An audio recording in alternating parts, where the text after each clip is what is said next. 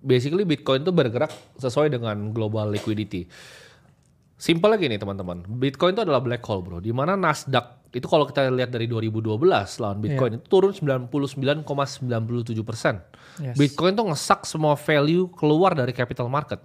Karena kalau kita lihat di Amerika sendiri, itu kan ada 4.000 ya perusahaan yang listing tuh ada 4.000. Jadi di antara bursa yang besar kayak Nasdaq dan lain-lain, bursa besar Amerika tuh ada 4.000 perusahaan yang listing. Dari 4.000 perusahaan listing yang liquid itu cuma 200. Itu Amerika bro, the best capital market in the world. Jadi kalau kita ngomong Indo itu 900 itu cuma 5 yang liquid.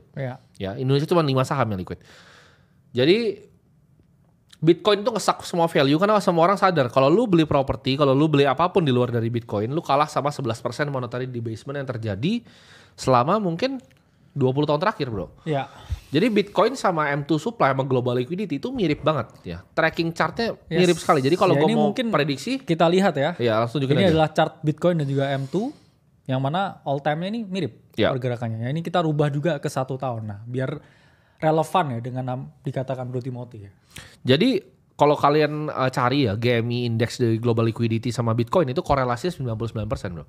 Ya. Jadi korelasi Bitcoin naik ke berapa dengan global liquidity yang ada 99%. Jadi istilahnya ya bahasa gampangnya ke teman-teman, uang itu akan terus dicetak. Itulah kenapa chart M2 money supply itu selalu naik. Dan kalau kita gabungin, Bitcoin itu harganya akan selalu naik. Kenapa? Karena supply Bitcoin itu terbatas. Betul. Jadi gini, cara jelasnya simpel. Kita kan dari awal kita udah wanti-wanti bro. Jadi dari awal tahun kita yang pertama wanti-wanti. Bahkan gue udah ngomong dari tahun sebelumnya Februari turun. Kenapa gue tahu Februari turun? Karena simple, tightening. Ya. Jadi dunia ini stop nyetak uang. Jadi ketika dunia stop nyetak uang, Bitcoin itu bakal sideways terus cenderung turun bro sampai ke 76 kemarin. Nah biasanya orang-orang yang kurang ngerti, influencer tolol itu mereka taruh naratif di sekitar itu.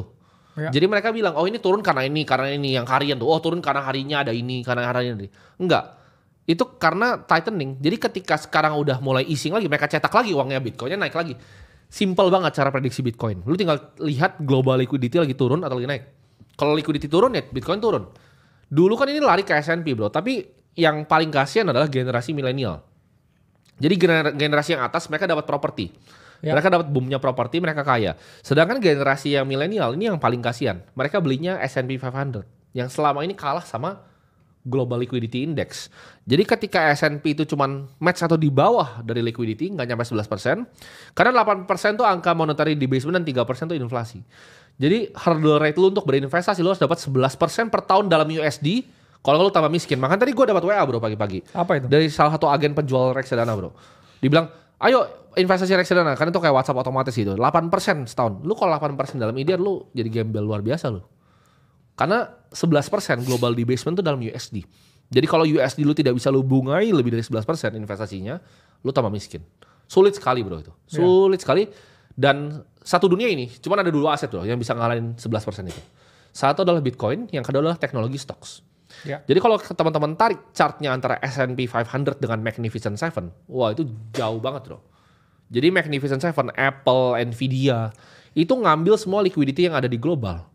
Jadi banyak banget perusahaan yang mati. Untuk Apple tuh bisa jadi perusahaan yang luar biasa besar, perlu ada 20.000 perusahaan manufacturing yang mati. Untuk Nvidia jadi perusahaan nomor 1, perlu ada 10.000 perusahaan yang mati lagi. Jadi kompetisi untuk berinvestasi di bisnis itu basically impossible game bro sekarang. Lu nggak bisa ya. Dan kebanyakan perusahaan bahkan nggak bisa beat S&P 500. Jadi itulah kenapa kalian tanya, kenapa lu nggak pernah beli saham Indonesia? Karena nggak bisa. Gue nggak bisa kalahin monetary debasement global ya kalau gue beli saham di lokal. Satu itu di pair dengan currency lokal. Sama kayak lu mau suruh gue beli saham di Nigeria, gue nggak mau gitu. Orang saham di US aja kita sungkan bro. Kecuali beberapa, gue cuma pakai MicroStrategy which is ya higher betanya Bitcoin kan. Cuman di luar itu nggak ada yang bisa gue investasikan. Gimana bro, menurut lu tesis terhadap jumlah uang yang beredar dengan harga Bitcoin, korelasinya? Yang ternyata sangat tinggi. Ya itu kan sebenarnya sesuatu yang simple math. Bitcoin ini jumlahnya terbatas cuma 21 juta. Uang yang dicetak itu akan semakin tambah banyak. Iya betul. Terus kemudian GDP secara global itu akan terus mengalami kenaikan. Sebenarnya bukan karena value dari human itu yang meningkat. Betul. Karena orang tuh tambah banyak jumlahnya. Setuju. Kalau orang tambah banyak jumlahnya ya mau nggak mau value creation tuh bukan karena sesuatu itu unik atau rare. Ya hanya tambah banyak aja orangnya. Jadi by that simple math, itulah mengapa ya kita ngomong Bitcoin jumlahnya terbatas ya, finite supply, dan fiat itu infinite supply, selalu ada cap. Kita mau masukin apapun. Saham juga ada capnya, instrumen apapun juga ada capnya. Sehingga banyak ya perusahaan-perusahaan gede ini akhirnya nggak punya pilihan lain selain ya udah dimasukin ke Bitcoin. Akhirnya begitu baru mulai kan? Karena ya itu salah satu tesis juga yang membuat kita waktu itu di 76.000 kan ada juga ya. Di stream sebelumnya. Waktu itu kita jelaskan ya sangat confident ya. Kita saat itu bilang kan kita bayar di sini. Di 76.000 tuh. Di 77.000 di videonya. Dan ya naik 36% karena kita tahu banget ya selain secara teknikal ya ini kan di luar kepala ya. Bagi yang udah di market lama kayak kita ini di luar kepala teknikalnya. Cuman kita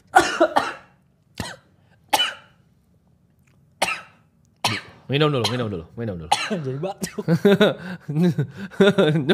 Cuman kita juga lihat naikin sedikit bro mic-nya. M2-nya. Keselak gue ya. Keselak kan? Ya kita lihat ya M2-nya yang mana ada potensi ya kita lihatlah di sini chartnya ya. Dengan di mana ya Bitcoin tuh bottom ya 1 April.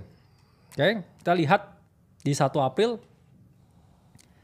Nah, di sini ya kita tahu di sini M2 money supply ini terus ya mengalami kenaikan ya. Disitulah kita sangat confident ya dengan Bitcoin di sini double bottom dan dia mengalami kenaikan.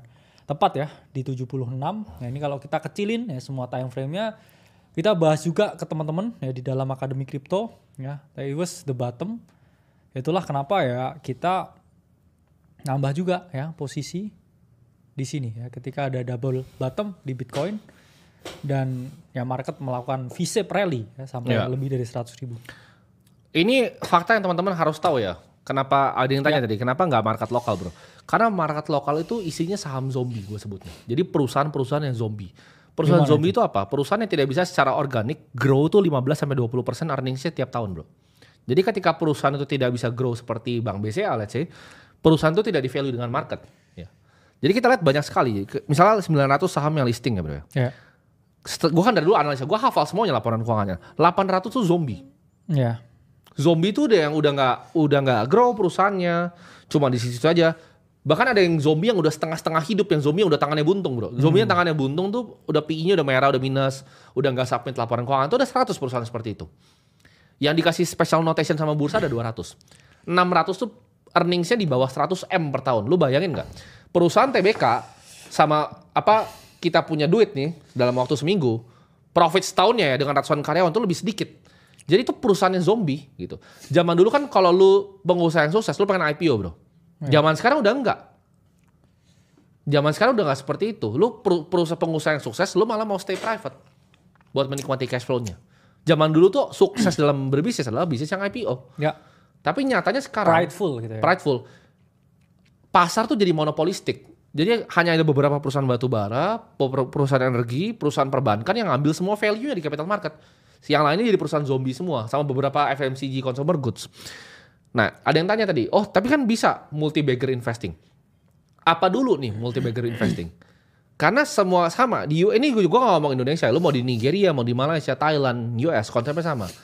Value itu akan diambil sama beberapa saham yang sangat besar, yang monopolistik. Contohnya seperti Meta, Google, Facebook. Ya, Facebook Meta kan. Itu dia accrue semua value dari perusahaannya. Kalau lu ngomong, oke. Tapi ada cara investasi tadi yang bilang kan. Ada cara investasi di mana ketika perusahaan ini mau corporate action, baru dimasukin sahamnya gitu kan, baru dimasukin asetnya. Itu kalau di luar negeri di SEC itu namanya insider trading dan itu di penjara. Ya. Itu very serious crime di luar negeri.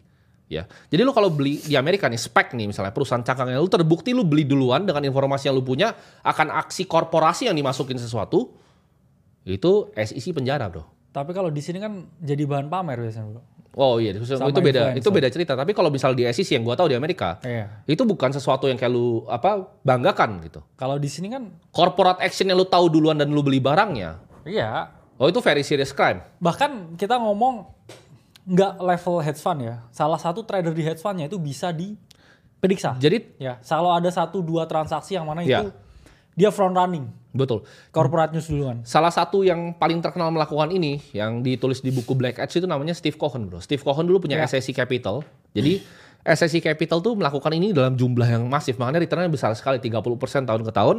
Tapi akhirnya Steve Cohen ini dikenain surat bro sama SEC dan diminta fine terbesar dalam sejarah dunia waktu itu. Dia bayar, tapi hukumannya adalah dia nggak masuk, tapi dia harus ubah dia punya hedge fund jadi family office. Jadi dia nggak boleh dapat duit dari luar lagi, lu cuma boleh kelola family office. Nah, sekarang namanya 0.72 tuh family office-nya. Jadi kalau teman-teman konsep investasi seperti itu bukan investasi, ya. Lu dapat informasi asimetris yang lu dapatkan entah bagaimana caranya untuk melihat aksi korporasi yang terjadi. Contoh gini misalnya, gue tahu Apple earnings-nya bakal beat analis bro. Gue trade itu Apple, ya gue pasti untung lah, gue leverage aja kalau gitu ya kan. Karena gue tahu earnings-nya duluan. Tapi kalau gue tahu earnings-nya duluan dan gue melakukan trade dengan informasi yang tidak ada secara publik, itu artinya apa bro? Udah pasti insider trading. Contoh, misalnya ada perusahaan A. Dia quarter ini bikin duit misalnya 5T bro. Tiba-tiba gue tahu nih, quarter depan dia bikin 10T nih. Bakal masuk nih 10T nih ke earnings-nya. Ya gue belilah hari sebelum earnings-nya. Karena pas earnings itu meledak dor gitu pasti. Itu kan. Jadi ya kita mah juga banyak dengar begitu bro. Iya. Gue juga dengar kemarin ada salah satu perusahaan yang mau disuntik gitu loh. Cuman apakah gue trade ketika sahamnya masih kecil? Enggak dong. Gue gak melakukan aksi kan ketika itu terjadi. Harusnya hari ini udah naik, tapi gue gak usah sebut lah namanya apa. Gue bilang ke dia, bahkan pas lagi OTW balik dari sekolah, bro ini ada aksi korporasi, kita pengen lihat doang kan harganya seperti apa. Tapi gue gak beli, sekuritas gue bersih gue gak beli. Ya jadi karena ya itu beda-beda lah ya, balik lagi moral orang beda-beda. Cuman kalau kita percaya analisa yang subjektif, analisa yang objektif, contohnya seperti Bitcoin kan bro, 76.000, apakah kita tahu itu bakal pasti naik? Enggak, tapi analisa kita secara teknikal, secara global M2 money supply bilang bahwa itu naik. Jadi kita ambil keputusannya itu. Itulah gitu kenapa saya suka kripto ya. Kripto itu market yang paling adil. Betul. Ya, orang ngomong ini Bitcoin insider dan sebagainya, kita 76 pakai technical only bilang itu bottom. Betul. Beli juga ya.